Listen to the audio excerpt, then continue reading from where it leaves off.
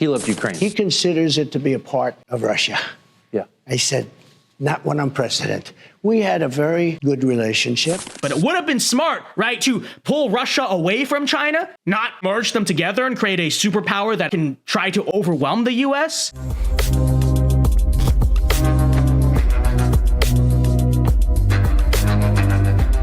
Here is Trump, though, talking about Vladimir Putin and Ukraine. This is also very interesting. May I ask, you talked to Putin about Ukraine? What did you say to him? I could see that he loved it. And I said... he loved Ukraine. He considers it to be a part of Russia. Yeah. I said, not when I'm president. We had a very good relationship. I mean, look, I was the worst thing that ever happened to him. I closed up his pipeline. You never heard the words Nord Stream 2 until I came along. Nord Stream 2 was their pipeline. And I had a great relationship with him, but it was very tough because they had a fake Russia investigation. And I told him, and he told me, he said, it's very hard for us to deal, don't you think? I said, very hard, because we have a fake investigation that turned out to be a fake. For 2 years it went on. And we could have done very well with Russia. They have great minerals. They have great...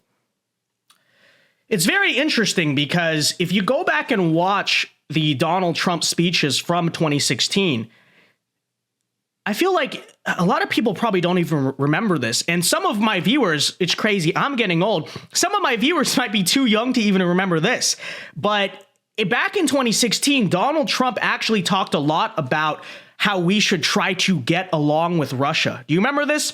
He discussed a lot opening up diplomatic relations with Putin. And this was an issue at the time, if you'll remember 2016, even back then, this was an issue that made Donald Trump very controversial. This was just 2 years after Russia had annexed Crimea, and the rest of the Republican field was ridiculing him and deeming him anti-American and pro-dictator for suggesting that we try to get along with one of the world's largest nuclear powers. And Democrats said similar things. You know, we remember Russia collusion, but even back on the campaign trail, Trump was often accused of being Russian asset. He loves Putin, this and that.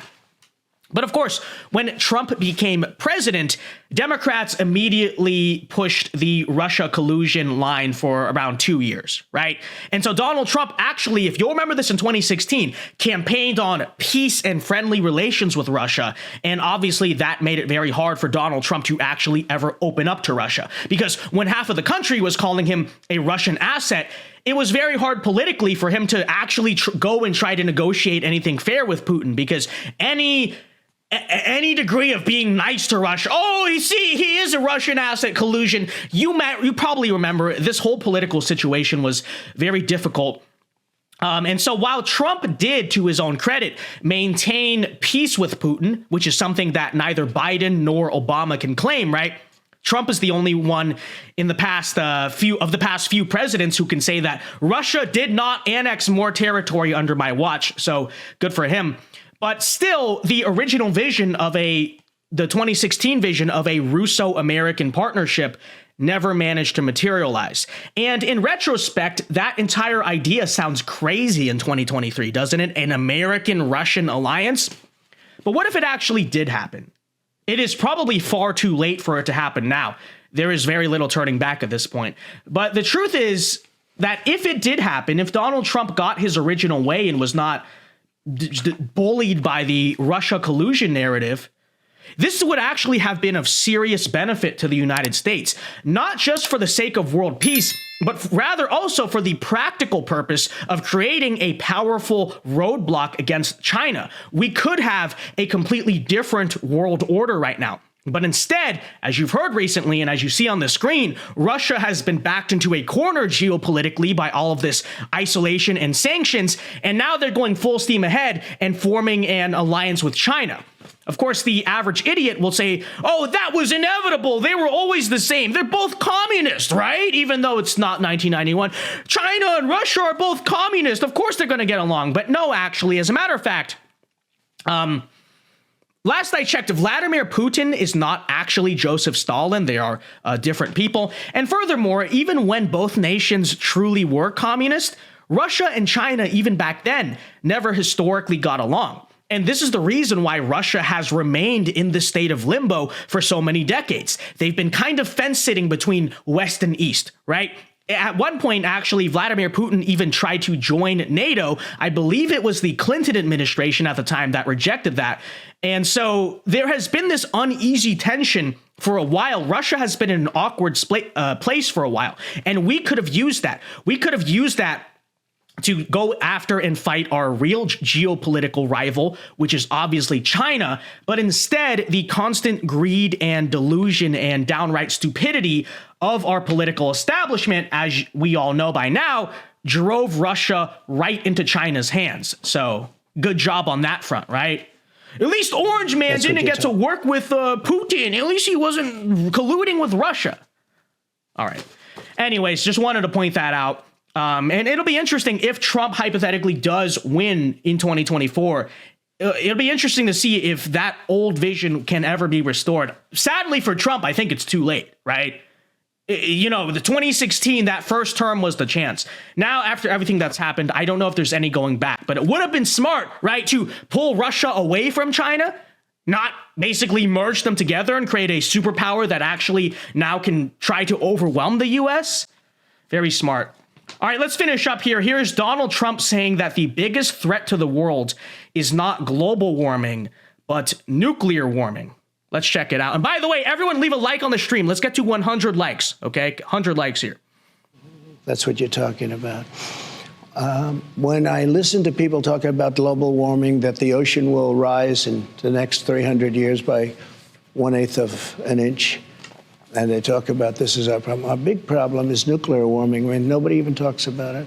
The environmentalists talk about all this nonsense in many cases. Look, I'm an environmentalist also, I guess, in my own way, because I've done a good job with the environment. But nobody talks about nuclear, the problem we have, the biggest problem we have in the whole world. It's not global warming. It's nuclear warming.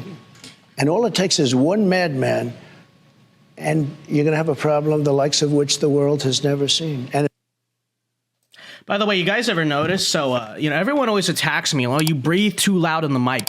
Everyone can hear you take a breath. Hey, Donald Trump does it too, okay? It's powerful. Mouth breathing into the microphone, quite powerful, okay? It's an alpha move. Get over it.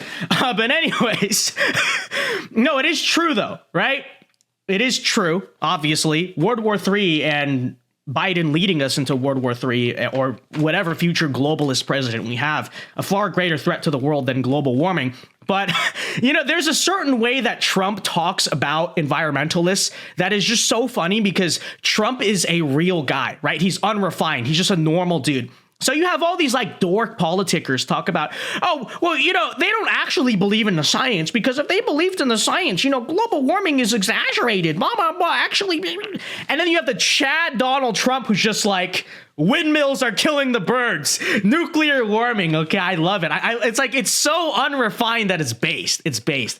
We love to see it. So anyways, there is the Donald Trump Tucker Carlson interview.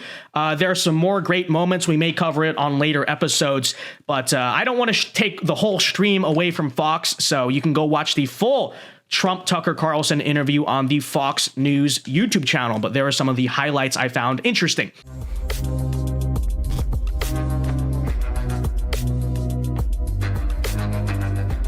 Hey guys, Vince Dow here. Hope you enjoyed that clip from our show. And if you enjoyed it, be sure to check out our other clips and check out the Vince Dow Show live every weekday of the night at 8 p.m. Eastern Time. It's been going great. The people have been loving it. So again, 8 p.m. Eastern Time live Mondays through Fridays here on YouTube. You do not want to miss it. Thanks and God bless.